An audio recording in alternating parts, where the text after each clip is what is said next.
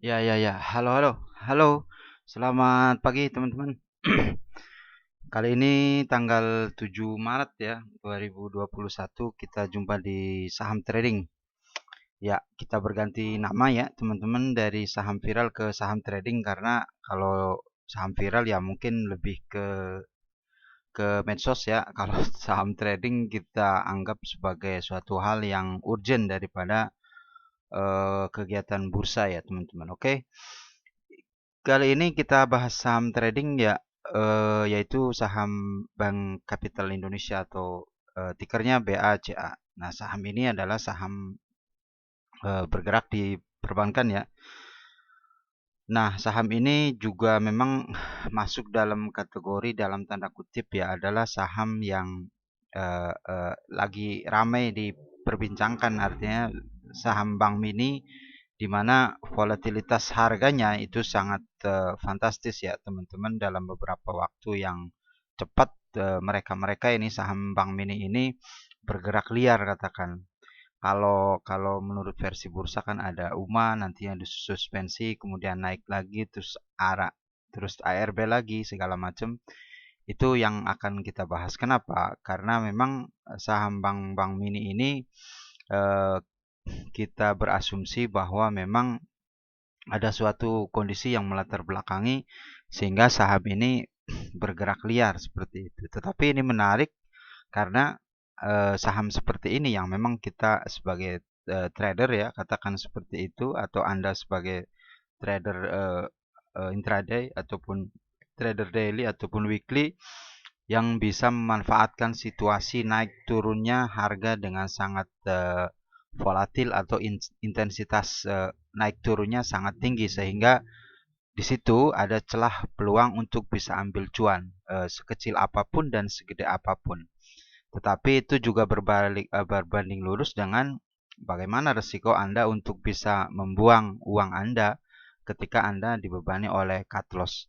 Oke ya, teman-teman, ini mungkin beberapa hal yang akan kita bahas ya seperti periode-periode sebelumnya bahwa memang ketika kita melakukan situasi atau pembahasan daripada saham trading ini ya kita akan lebih simple aja ya seperti itu karena kita nggak terlalu banyak bertele-tele dalam arti secara fundamental dan juga teknikal kita juga akan masuk tetapi nggak terlalu dalam artinya ketika saham yang kita trading kan kita eh, sudah merasa apa namanya yakin bahwa memang saham ini secara fundamental juga tanda kutip ya baik gitu dalam arti nggak aneh dan transaksinya transaksi keuangan dengan laporan yang wajar gitu. Nah, kita akan coba lihat dulu dengan saham Bank Capital ini seperti apa saham ini dari sisi fundamental dulu ya, teman-teman. Oke. Nah,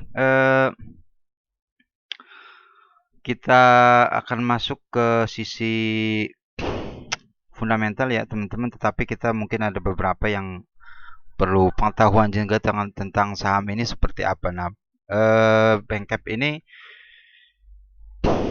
kita lihat dia listing 4 Oktober 2017 ya, teman-teman. Kemudian kita lihat shareholdernya ya, teman-teman. Shareholdernya untuk Bankcap ini yang pertama itu ada 13,98% dimiliki Delta Indo Swakarsa, kemudian 14,73 dimiliki oleh Inigo Global Capital, kemudian 10,94% itu dimiliki oleh PT Asuransi Simas Jiwa, Simas Equity Fund 2. Ini sebesar 10,94%, kemudian publik 60,35%. Artinya publik memang masih besar di sini, walaupun memang individunya jauh lebih banyak.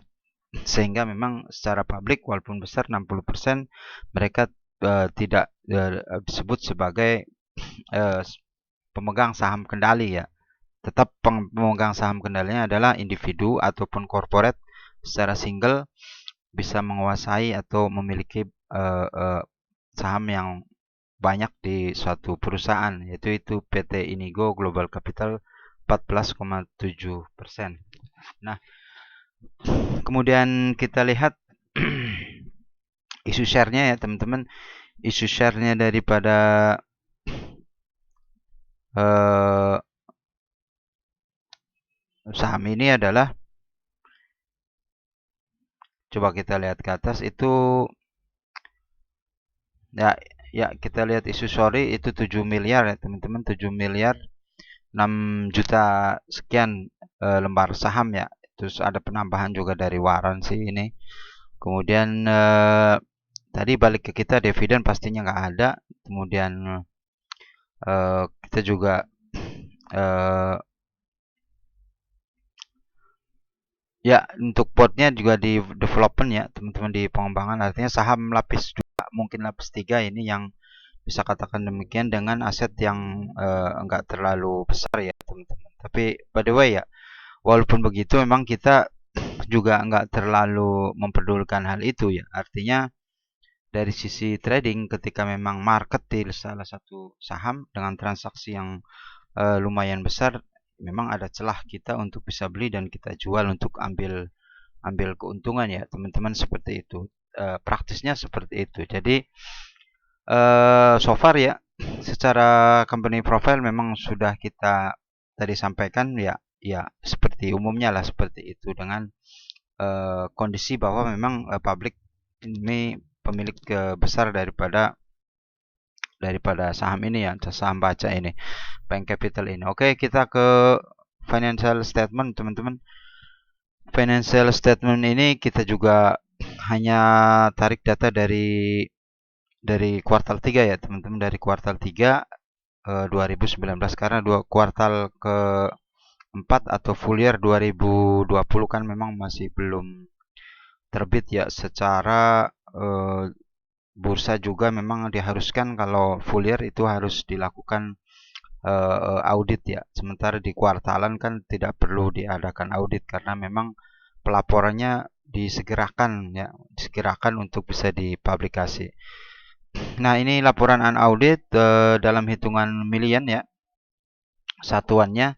Nah, kita lihat head to head-nya 30 September sampai 30 Desember. Artinya year to date dengan full year ya 2019 versus year to date sampai 30 September 2020. Kita lihat kas oke ya 127 miliar. Kemudian giro juga 500-an miliar. Ya, kita lihat juga lumayan, penempatan bank lain juga 2 triliun ya. Sorry, penempatan pada bank lain 2 triliun, kemudian efek juga ada, kemudian nah ini pinjaman kreditnya lumayan tinggi ya teman-teman, head to head dengan full year 9 triliun, kemudian di sampai kuartal 3 11 triliun. Jadi lumayan cukup besar ya daripada saham baca ini dari sisi penyaluran kredit ya teman-teman. Nah, secara aset itu terjadi progres walaupun nggak terlalu besar ya, dari 2019 18,9 triliun ke full September kuartal 3 itu 19,2 triliun, sekitar ya kira-kira 300-an miliar ya, ada penambahan jumlah asetnya. Artinya perubahan ataupun memang progres yang lumayan sih untuk selevel 300 miliar untuk selevel bank dengan bank buku 4 bank buku 3 ini. Bank buku 4 ini. Nah,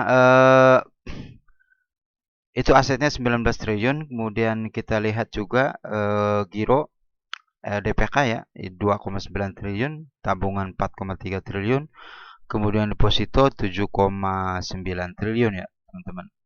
Ya, baik itu memang tabungan berelasi ataupun tidak berelasi, kita eh, di rata-ratakan secara overall aja seperti itu. Nah, dengan begitu liability-nya, ini liability adalah liability yang sifatnya bruto ya, dalam arti termasuk juga DPK ada di sini ya. Kita hitung DPK juga masuk ke liability 17,5 triliun ya teman-teman, memang naik dari full year 2019 17,4 ya, sekitar 100-an miliar. Nah, kalau kita lihat netnya secara liability itu kan Dari sisi DPK-nya aja udah tersedot sekitar berapa ini? 3, 7, 14, sekitar 15 triliun itu adalah DPK ya, teman-teman. Jadi total total apa namanya? Total liability atau kewajiban daripada perusahaan ini adalah 17,5 triliun. Secara gross, secara net di luar apa namanya? Exclude daripada DPK itu hanya 2,5 triliun sebenarnya hutang murni ya daripada perusahaan ini.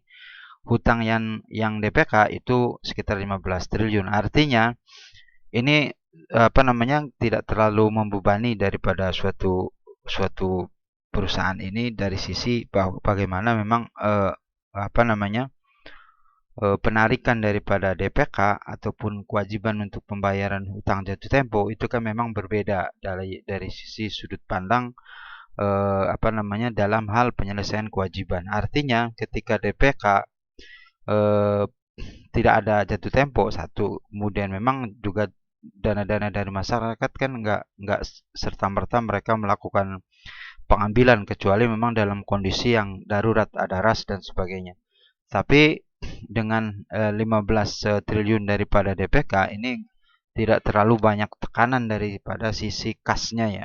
Artinya daripada sisi keluar masuk uang di DPK sehingga memang apa namanya terkendali dari sisi kondisi finansial ketika memang terjadi pengambilan dana DPK atau dana dari masyarakat. Artinya hutang murninya kecil ya, hanya sekitar 2,5 triliun sekitar seperti itu. Nah, oke. Ini kuartal 3 juga ada ekuitas ya. Ekuitas bank saham biasa 700 miliar, kemudian cadangan revaluasi, perubahan nilai aset wajar, kemudian ada beberapa. Nah, saldo juga, saldo laba ya, teman-teman. Ini yang terkumpulkan, yang terakumulasi lumayan cukup besar 750 miliar ya, teman-teman daripada saldo labanya. Sehingga ekuitas memang masih kecil 1,6 triliun. Memang ada kenaikan ekuitas dari tahun sebelumnya full year 2019 1,5 triliun menjadi 1,6 triliun. Naik sekitar 1 triliunan 900 miliaran ini. Nah, dengan begitu bahwa memang secara overall dari sisi asetnya juga memang growth ya, teman-teman. Sisi liability-nya juga growth dan sisi liability-nya juga tidak terlalu mengkhawatirkan karena memang ternyata net liability-nya itu hanya sekitar 2,5 triliun ya. Kecuali memang gross secara all liability-nya akan 17 triliun.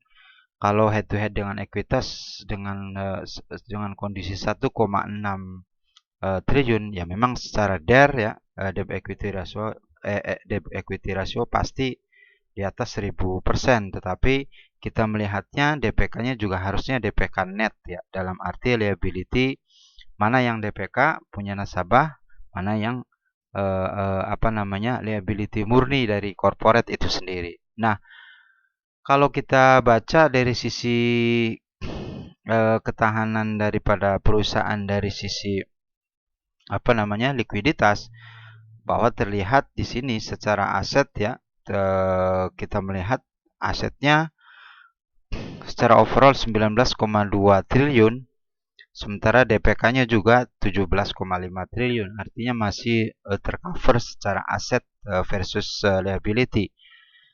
Artinya masih di bawah 1 kali ya teman-teman daripada aset ya 0,8 ini sekitar 0,7 kali ya atau 0,7 persen daripada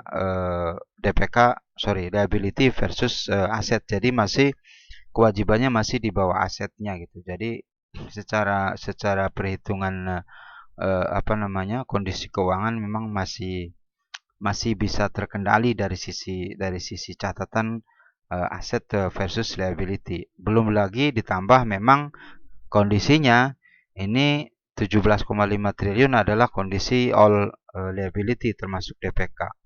Artinya ketika aset 19 triliun, secara net liability cuma 2,5 triliun ya so far ya nggak terlalu terbebani secara postur daripada keuangan perusahaan ini. Nah, itu secara secara balance ya nggak terlalu mengkhawatirkan. Kita lihat ke income statementnya teman-teman. Ini versus September to September ya, artinya September 2019 to September 2020. Kita lihat pendapatan 1,1 triliun, kemudian beban pokoknya atau beban bunganya 781 miliar ya teman-teman.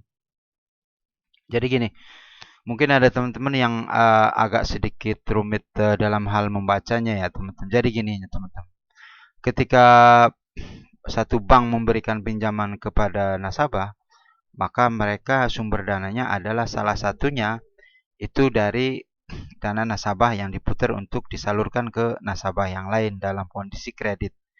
Tentunya bank akan membayar bunga daripada pemilik DPK, entah itu tabungan, entah itu obligasi, deposito, entah itu giro, itu harus memberikan bunga. Kemudian bank menyalurkan bunga lagi, bank menyalurkan dana pinjaman ke nasabah juga mendapatkan bunga. Artinya pendapatan di sini adalah pendapatan daripada penyaluran kredit ya teman-teman, seperti itu. Nah, kenapa ada beban bunga? Karena bank juga harus membayar bunga ke dana pihak ketiga dalam hal menyimpan dana di bank, ataupun memang bank juga harus membayar bunga, memberikan beban bunga kepada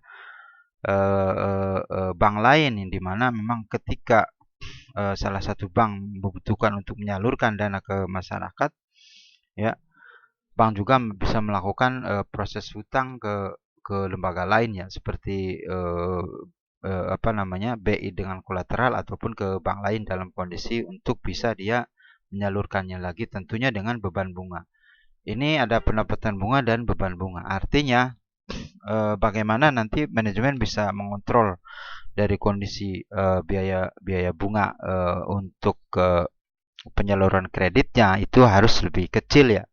Artinya ketika kita akan menyalurkan kredit ke dana masyarakat, kita juga harus pintar-pintar untuk mencari bunga yang lebih murah daripada bunga yang kita kita lemparkan ke publik ya, seperti itu. Jadi ada spread di sini. Ini yang dinamakan net interest margin teman-teman. Untuk yang pendapatan bunga versus beban bunga, seperti itu. Ini net interest margin artinya margin yang didapat secara bunga bersih ya. Dalam arti kita dapat bunga dan kita mengeluarkan bunga, seperti itu secara teknisnya, seperti itu dari sisi perbankan sebagai lembaga intermediasi, seperti itu. Nah, itu pendapatannya. Kemudian juga secara overall ada beberapa yang terjadi beban-beban seperti penyisihan, kemudian operasional ya, kemudian bukan operasional, dan juga ada beberapa pendapatan lain ya teman-teman, sehingga dihasilkan rugi laba sebelum pajak ini 77,5 miliar ya. Secara garis besar kita katakan ini profit gross ya teman-teman. Walaupun di bulan sebelumnya, tahun sebelumnya itu 106 miliar, turun menjadi 77,5 miliar. Mungkin ini karena memang tersendat situasi COVID pada tahun 2020. Nah, secara laba rugi netnya itu 60,4 miliar. Jadi untuk angka sebelum pajak 77 miliar dengan kondisi bank yang memang skala bisnisnya ini masih kecil, mungkin di seputaran Jawa ataupun di kota-kota besar tertentu dari bank kapital ini, kita nggak terlalu dalam menuju ke sana. Tetapi dengan kondisi bahwa memang sirkulasi bisnis daripada saham ini, bank saham ini kental, maka memang ya akan mendapatkan pendapatan yang memang secara angka di sini 77 miliar itu dihitung sebagai sesuatu yang wajar ya, saya pikir, karena memang tekanan dari perbankan di tahun 2019 pre pandemi ataupun pada saat pandemi memang sangat tinggi sekali. Ya, artinya walaupun memang ditopang oleh kondisi likuiditas dari pemerintah yang mulai longgar, tetapi di sisi lain juga BI kerap kali menurunkan BI rate 7 day repo rate ya dari 3,75 sekarang menjadi lebih turun lagi ke angka 3% ya untuk BI rate. Jadi itu yang jadi persoalan karena memang eh,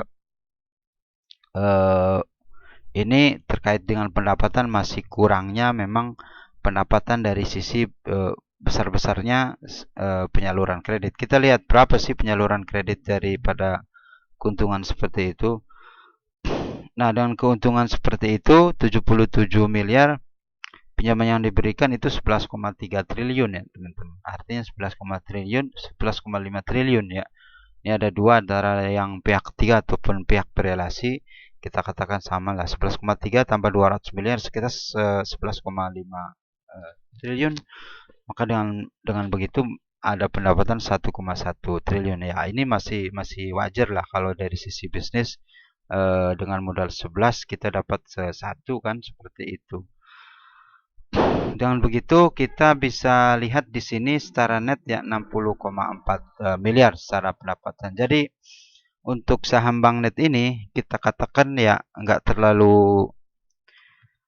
tidak terlalu buruk-buruk amat ya teman-teman, dalam arti bahwa memang kita juga mengetahui apa sih saham seperti apa sih yang kita tradingkan sehingga memang kita enggak terlalu was-was gitu dari sisi fundamental seperti itu. Nah, sehingga begitu juga kita akan lebih sedikit nyaman ya dalam gerak untuk bisa melakukan trading pada saham ini. Oke ya teman-teman, itu hal-hal yang perlu Anda ketahui secara singkat aja dari sisi fundamental, yaitu kita baca laporan keuangannya sampai kuartal 3 aja karena kuartal 4 belum. Kuartal-kuartal sebelumnya memang kita nggak terlalu fokus ke sana karena memang tujuan kita juga analisisnya nggak terlalu mendalam. Karena ada sesi tertentu ya di kita juga ada saham cuan yang khusus membahas analisa fundamental lebih dalam ya. Kita hanya memberikan pandangan-pandangan bahwa memang secara fundamental postur daripada keuangan suatu perusahaan akan kita bahas secara lebih singkat saja seperti itu. Kondisi terakhirnya terutama seperti itu. Jadi kita nggak terlalu bersentimen was-was sih apakah saham ini memang saham yang asal-asalan dari sisi aset atau dari sisi transaksi keuangan. Ya ternyata memang saham bank capital dalam tanda kutip ya wajar tanpa ada yang mencurigakan ya seperti itu dari sisi laporan keuangan. Oke teman-teman, itu hal-hal yang kita juga bahas dari sisi apa namanya, dari sisi laporan keuangan. Kita masuk ke teknis ya teman-teman, ke teknis pembahasan daripada bank capital ini ya teman-teman. Kita lihat di sini dari sisi transaksi terlihat bahwa memang hari terakhir tanggal 5 ya, tanggal 5 Maret itu terjadi transaksi net sale ya teman-teman 780 angka close ya dengan 6,59% minusnya di closing tanggal 5 Maret 2021. Kita lihat di sini high-nya bisa naik ke 840, kemudian low-nya di 780, memang dibanting ke ARB ya teman-teman. Ada 143.000 lot yang menunggu seperti itu. Nah, kita akan lihat teman-teman. Dari transaksi terakhir ya tanggal 5 untuk bank capital ini kita lihat asing membukukan net buy 887 juta ya secara value. Kemudian net sell-nya 3,76 juta ya. Masih hitungan juta dalam arti memang asing nggak terlalu banyak bermain di kondisi saham bank capital ini, sehingga memang situasi bahwa saham ini terjadi transaksi yang dikendalikan ataupun digandrungi oleh asing. Itu belum terbukti. Nah, dengan begitu kita memang akan melihat bagaimana tindak tanduk daripada market player di sini ya, ataupun bandar katakan menurut Anda, yang bisa mempengaruhi pergerakan saham ini berarti secara domestik, teman-teman. Nah, kalau kita bicara secara domestik ya memang banyak sekali memang secara domestik pemain-pemain atau market maker yang berkecimpung di saham ini. Kita lihat teman-teman itu kembali ke apa namanya? Ke sisi daripada transaksinya ya, teman-teman. Nah,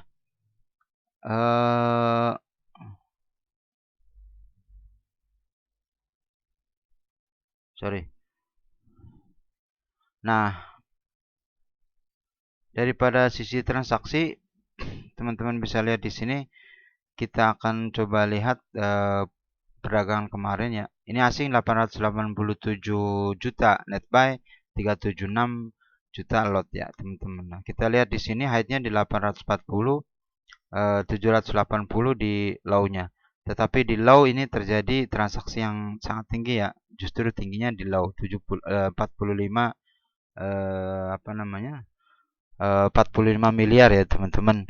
Kemudian di 785 itu 12 miliar. Jadi kita di sini ketika memang saat harga dibanting ke ARB kemarin memang transaksinya tinggi di angka 45 miliar. Itu kenapa teman-teman? Berarti memang saham ini masih diminati oleh banyak trader atau investor yang berharap ya dengan harga 780 ini adalah harga diskon, walaupun memang kita ya nggak terlalu tahu apakah memang saham ini apa namanya saham ini berbalik rebound untuk besok hari Senin.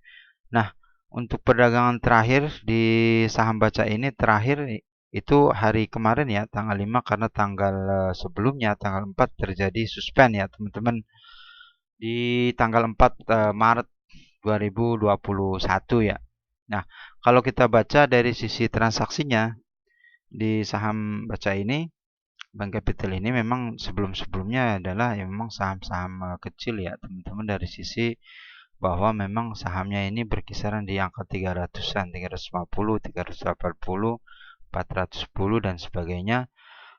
Untuk kemudian memang terjadi euforia kemarin karena ada euforia adanya konsep digital bank, juga disambut baik oleh OJK dengan masih dilakukannya pembahasan tentang peraturan apa namanya operasional daripada atau ketentuan daripada digital bank, sehingga memang walaupun Bank Capital ini enggak terjun langsung ataupun memang masih persiapan ke murni dari bank konven ke bank digital, memang belum secara corporate ya full, tetapi paling tidak dengan euforia bahwa bank-bank kecil itu bisa juga apa namanya dicaplok atau diakuisisi katakan oleh grup-grup finansial besar untuk dijadikan bank digital. Itu memang yang mereka inginkan, karena memang selama ini kan dalam arti bahwa memang saham-saham bank mini ini mereka mempersolek diri untuk bisa dijual ataupun untuk bisa mereka memikat lah katakan investor-investor, terutama investor asing, untuk bisa mengakuisisi dia ataupun memerger dia dengan bank lain, sehingga apapun dan bagaimanapun rata-rata memang transaksinya diangkat ya. Ini saya nggak tahu apakah memang murni diangkat oleh market maker ataupun yang ada kepentingan dari sisi korporatnya. Ya itu terlalu dalam kalau saya masuk ke situ.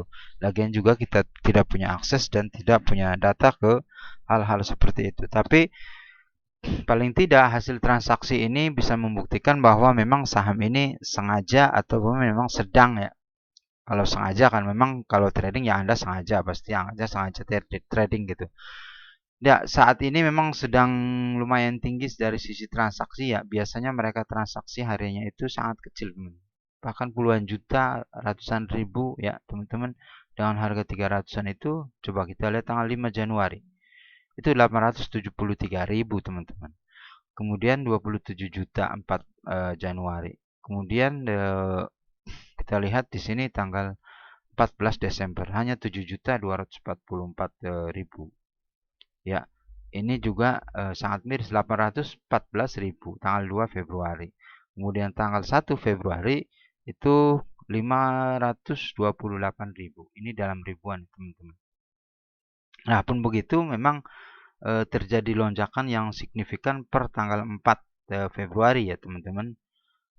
Transaksinya dari 876.000 menjadi 32 miliar. Sangat fantastis ya. Dari mereka low close di 382 memang ke 390, nggak terlalu banyak secara sisi pergerakan ya, hanya 8 poin ya, atau 2,09%. Tetapi dari sisi transaksi ini terlihat jomplang sekali, bahwa memang ini didorong untuk bisa mengikuti kontestasi Bank Mini. Dalam hal ini Bank Mini untuk mempersolek diri mereka supaya diget oleh investor kakap ya, seperti itu. Jadi mau nggak mau memang saham ini harus diangkat ke level yang lebih tinggi. Ini 32 miliar tanggal 4 Februari, tanggal 5 26 miliar, turun lagi memang sedikit ya. 1 miliar tanggal 9 Februari, tanggal 10 naik lagi 20 miliar, kemudian 65 miliar, 68, 75 dan seterusnya ya, teman-teman. Ini sangat tinggi, bahkan memang dalam seminggu terakhir dari tanggal 25 Februari 134 miliar, 137 miliar, sungguh sangat fantastis ya. Kemudian 400 miliar, kemudian tanggal 3 Maret itu 319 miliar, dan terakhir tanggal 5 itu 80 miliar. Ini sesuatu yang anomali. Dalam arti anomali, biasanya mereka hanya transaksi ribuan rupiah, ratusan ribu rupiah, sekarang memang ratusan miliar gitu. Itu sesuatu yang sangat mencengangkan lah. Dalam arti memang dalam situasi kondisi seperti itu, kita sebagai trader ya memang bisalah untuk ataupun perlulah untuk memanfaatkan situasi atau mencari cuan dari kondisi daripada euforia Bank Mini ini. Oke ya, berarti memang konten daripada transaksi ini tidak dipengaruhi oleh asing secara overall ya. Nah, dengan begitu kita hanya bisa lihat asing apakah memang asing juga berpengaruh daripada sisi transaksi saham ini. Kita akan lihat kalau kita lihat dari sisi value asingnya di saham Banknet ini, Bank Capital ini, dari tanggal 5 Februari ini kan memang sedikit ya, net sell mereka 323.000, kemudian tanggal 8 Februari 23 juta, ini juga net buy, dan net buy-nya juga kecil-kecil ini asingnya. Tanggal 11 Februari 129 juta, 1,8 miliar tanggal 25 Februari, kemudian 3 Maret itu 88 juta, dan kemarin 511 juta net buy ya, teman-teman. Jadi sangat kecil sekali asing di sini. Artinya asing tidak berperan, mereka mungkin iseng saja gitu, dalam artian bahwa asing ini bisa juga mengamati ataupun mereka mencoba trial ya, seperti apa situasi dari saham ini, apakah memang perlu masuk besar-besaran atau tidak. Mereka cenderungnya hanya mengamati kemudian mencoba-coba seperti itu.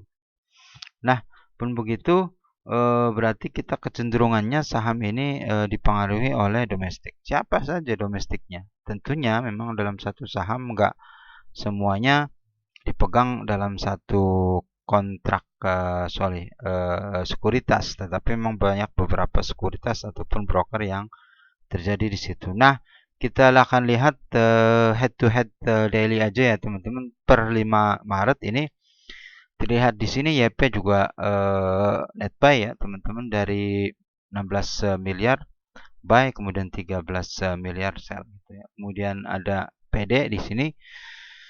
PD 7,4 miliar ya, sementara di buy itu nah sementara di sell-nya itu 5,2 miliar. Jadi dia net buy secara PD.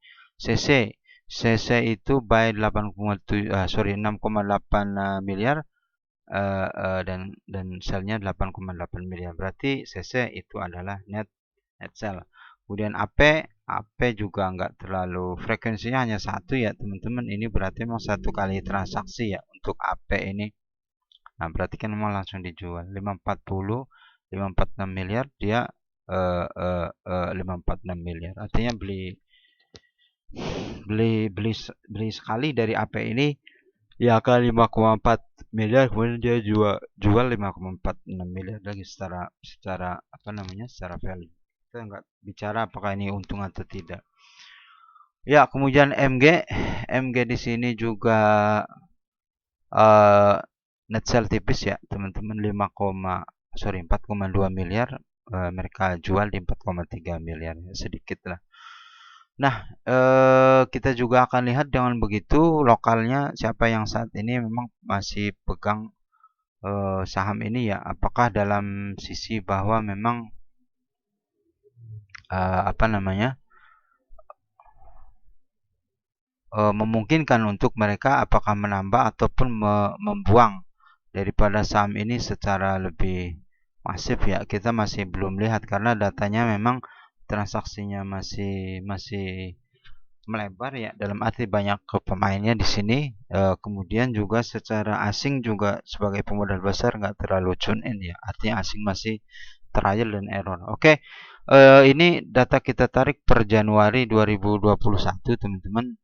Untuk pemilikan saham saat ini dibaca adalah ini posisi net buy ya, YP masih punya 640, PD punya 515, CC punya 507, kemudian SQ 239 ribu, kemudian KK 210 ribu, NI 189 ribu. Jadi memang lagi-lagi ya secara broker yang kita kode broker yang kita inisiasi bahwa memang broker yang juga dinaungi oleh retail ini kembali masuk teman-teman. Ada CC dan juga NI dan juga PD. Of course juga tentu YP juga masuk ke kondisi seperti itu. Kondisi artinya banyak dihiasi juga retail. Tetapi walaupun begitu tidak menutup kemungkinan juga ada pemain besar yang masuk ke broker-broker retail ya. Nah, oke, pun begitu kita akan lihat net sell-nya. FS juga lumayan 2,1 juta lot. AG udah buang 1,3 juta lot. Kemudian PO 282 ribu lot yang mereka buang ya teman-teman, yang sudah mereka jual. Nah, berarti memang di sini tidak ada yang terlihat ya teman-teman. Yang terlihat oleh data kita tidak ada bandar yang murni menguasai full saham ini dari sisi transaksi.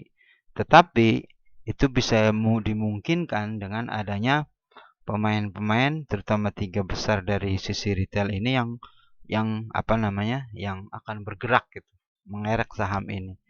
Ataukah memang apa namanya, market makernya punya masing-masing orang ya di YP, di PD dan juga CC. Artinya berarti mereka transaksi retail, tetapi secara permodalan juga mereka bisa membuat harga bisa naik ataupun bisa turun. Jadi kemungkinannya ke depan dari sisi transaksinya ini masih akan tinggi kalau saya baca, karena memang ini masih volatilitasnya tinggi dari sisi brokernya yang masuk ke saham ini. Artinya broker-broker 3 itu akan mampu menghidupkan transaksi ya, dari sisi bahwa memang transaksinya bisa dilakukan oleh 3 broker itu sebagai katakan pengelola harga lah, seperti itu, sehingga memang volatilitasnya mesti diciptakan. Kenapa diciptakan? Karena volatilitas penting untuk menjadi gambaran retail. Kemudian juga penting bahwa memang masyarakat senang bertransaksi di saham ini dengan range yang cukup lebar seperti ini. Dengan begitu bahwa memang kedepannya dengan kondisi broker-broker yang masih belum masif mereka lakukan jualan, dengan kondisi tadi barang juga baru dikumpulkan, nggak terlalu banyak. Jadi walaupun naik, ini hal koreksi pasti ada kemungkinan saja untuk bisa turun ya teman-teman. Dengan begitu pada saat kemarin dia dibanting, ya ini kondisinya memang akan terjadi hal-hal seperti itu. Nah, dengan begitu bahwa memang teman-teman tetap harus berhati-hati dari kondisi bahwa saham ini sewaktu-waktu ketika memang mereka sudah profit, apa namanya, market maker itu mereka akan buang harga ya, buang barang yang ya lumayan banyak seperti itu, sehingga memang katakan balik lagi ke ARB, balik lagi ke ARB. Tetapi dengan begitu ada kemungkinan dari pola-pola yang ada ini secara buang-buangan tadi, tapi ARB sekali dua kali ada kemungkinan memang bounce back ke atas lagi, sahamnya ada kemungkinan naik ke atas. Hal tersebut ya memang sangat wajar karena memang yang kita harapkan dari sisi trader adalah bagaimana saham itu mentok ke ARB, tetapi saham itu punya kemampuan juga untuk mentok di arah dalam tempo yang sama. Katakanlah dalam satu hari dia turun sampai ARB, kemudian terbongkar ARB-nya, dia loncat sampai ARA, dan juga ARA bisa aja terbongkar sehingga turun lagi ke bawah ke ARB. Seperti itu. Nah, itu yang diharapkan oleh trader. Artinya ketika turun, kita memang lihat situasi kalau apa namanya short sell sudah dijalankan, itu bisa terjadi bahwa dalam arti kita bisa bertransaksi selling ya teman-teman, atau short sell. Tetapi kan memang di kita di bursanya memang belum ada, dengan begitu kita akan tetap menunggu apakah ini tak saham yang kemungkinan bisa juga diangkat dinaik ke atas. Tapi kalau lihat pola chartnya ada kemungkinan seperti itu. Nah, ini chart secara overall aja kita akan lihat dulu ya teman-teman. Nah, kita akan lihat chartnya saat ini 780, itu ada titik support terdekatnya di 774 ya teman-teman. Kemudian di support lagi ada di bawahnya itu 606 untuk support duanya ya teman-teman. Kemudian ada support lagi di 438 sampai ke 270. Nah, apa yang terjadi teman-teman kalau kita baca ini untuk dari historical sebelumnya, ketika naik saham di atas posisi arah katakan atau naik tinggi di atas 10%, mereka juga memang akan melakukan apa namanya buangan ya.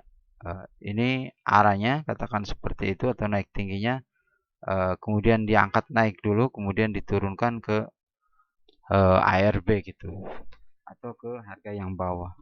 Nah, dengan begitu bahwa memang Anda yang tertarik dengan saham ini untuk bisa trading, Anda akan dihadapkan pada kondisi Anda bisa mengalami ARA dan juga bisa mengalami ARB gitu. Tetapi memang kita nggak bisa bisa apa namanya menahan kalau itu saham bisa ARA ataupun saham bisa ARB. Yang bisa kita hanya bisa akan menunggangi untuk saham itu mendapat profit ya teman-teman, sehingga ketika mereka naik ya kita ikut naik, ketika mereka turun ya kita akan lihat seberapa dalam mereka turun, seberapa hari mereka turun, sehingga begitu memang kita juga akan mendapatkan situasi kapan ini akan bounce back, kita juga akan tumpuk barang atau buyback lagi untuk saham tersebut. Nah, kalau kita lihat polanya dari sebelum-sebelumnya, si baca ini ya ini terjadi apa namanya uptrend, kemudian sampai angka tinggi dia turun lagi, ya dia susun lagi dengan kondisi sideways 1 2 3 4 hari, dia naikin lagi, kemudian naikin lebih tinggi lagi dan turun lagi. Kemudian dia naik sedikit terus sideways. Sideways lagi 3 hari, 4 hari, sorry. Dia naikin lagi, tinggi lagi, dan ini terjadi penurunan kembali secara naik tinggi ke 940 dengan ARB ya teman-teman di angka 780. Kemudian 770. Kemudian mereka naik dikit, kemudian turunin lagi ya teman-teman ke 751, kemudian naikin lagi ke 932. kemudian mereka turunin lagi seperti kemarin 6,59%. Jadi naik turunnya teramati ya teman-teman, jelas teramati. Nah, dengan kondisi saat ini dalam beberapa hari pasti ini kemungkinan akan sideways. Terus kemudian akan ditarik lagi ke atas. Nah, dengan begitu kita juga akan lihat sisi transaksinya ya teman-teman. Coba kita lihat semenjak mereka naik secara transaksi ya teman-teman. Di 4 Februari itu 2%, naik 24% ya teman-teman. Kemudian naik lagi besoknya sedikit, kemudian turun, sideways, turun cenderung sideways ya selama 2 hari ini. Tanggal 11, 15, kemudian naik sedikit, terus naik tinggi lagi. Itu 2 kali ya polanya, teman-teman. Nah, setelah naik tinggi, mereka turun lagi sedikit. Naik lagi sedikit, sideways. Ini turun sedikit, ini naik sedikit, sideways ya. 3 hari ini, 22, 23, 24 Februari, kemudian dia boom lagi ke harga naik tinggi lagi ya, teman-teman. Kemudian mereka 2 kali pola mereka tertangkap. Kemudian tanggal 25 ini 23%, kemudian turun, naik sedikit 3%, 1% turun sideways sampai ini suspend ya teman-teman. Jadi kalau kita baca sideways-nya di 1, 2, 3, 4, 5 ya 6 5 hari sampai kemarin tanggal 5 karena dibuka unsuspend ya, setelah suspend. Nah, ini sampai 3 kali teman-teman pola seperti itu terbentuk gitu, terjadi teman-teman. 1, 2, 3 ya.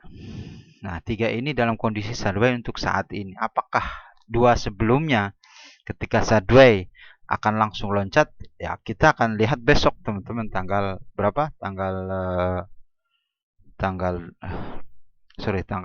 ya.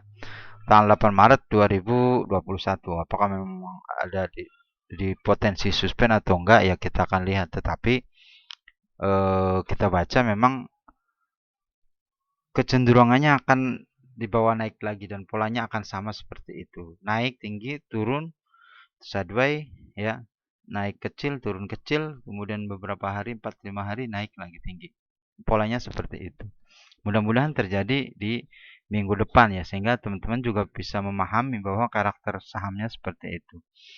Nah, silakan Anda watchlist aja ya, untuk bisa tahu kondisinya seperti apa dari pergerakan saham ini ya teman-teman.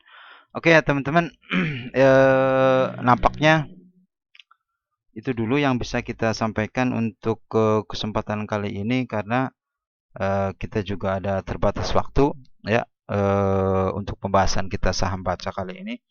Oke, terima kasih teman-teman.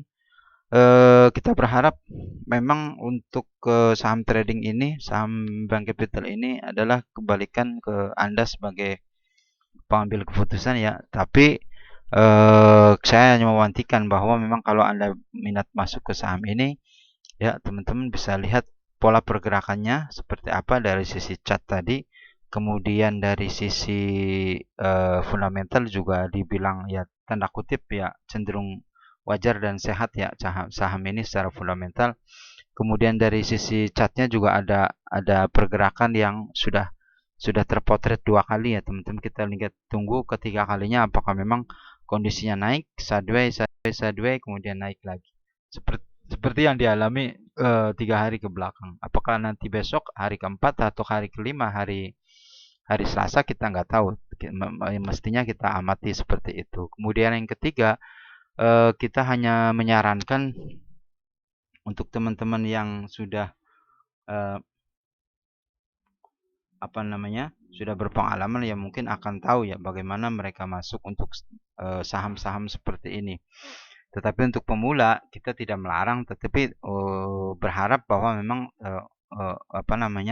tradinglah dengan kondisi ataupun alokasi dana yang kecil dulu gitu ya teman-teman, untuk bisa mengetahui pergerakannya seperti apa. Dengan harga yang 700 ini kan secara fundamental mahal ya teman-teman, dengan kondisi seperti itu, bahwa dengan situasi transaksi yang begitu tinggi, bisa naik dan bisa turun, bisa ARB dan juga bisa ARA.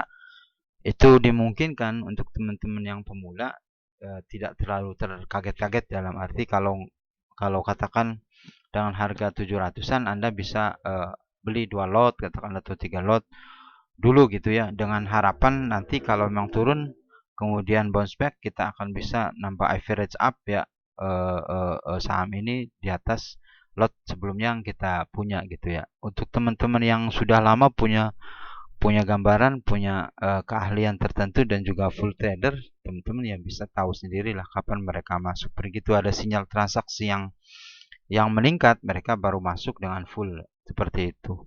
Dan itu memang gayanya setiap orang beda-beda dari sisi, apalagi trading ya, investasi aja kita kan beda-beda untuk sisi gaya. Tetapi kita mau wanti-wanti untuk teman-teman yang pemula, silahkan teman-teman pikirkan lagi apakah memang layak ini untuk trading kan, ataupun tidak sesuai dengan style trading Anda kan beda-beda. Kalau style trading apa namanya, teman-teman juga teman-teman sendiri yang tahu kan seperti itu. Nah, oke, intinya seperti itu. Jadi kita akan lihat coba polanya seperti apa baca ini, apakah terbentuk yang ketiga kalinya kondisi transaksi seperti itu. Kita akan lihat nanti minggu depan. Terima kasih ya teman-teman sudah menonton. Terima kasih juga untuk dukungannya yang sudah subscribe. Ayo teman-teman juga bisa mengajak teman-teman untuk kita berdiskusi, ataupun ada hal-hal yang bisa dibicarakan, silahkan tinggalkan di kolom komentar. Oke, itu saja teman-teman. Terima kasih ya. Mohon maaf atas segala kekurangan untuk penyampaian kita kali ini. Selamat pagi. Kita jumpa di lain kesempatan. Salam trading, salam cuan.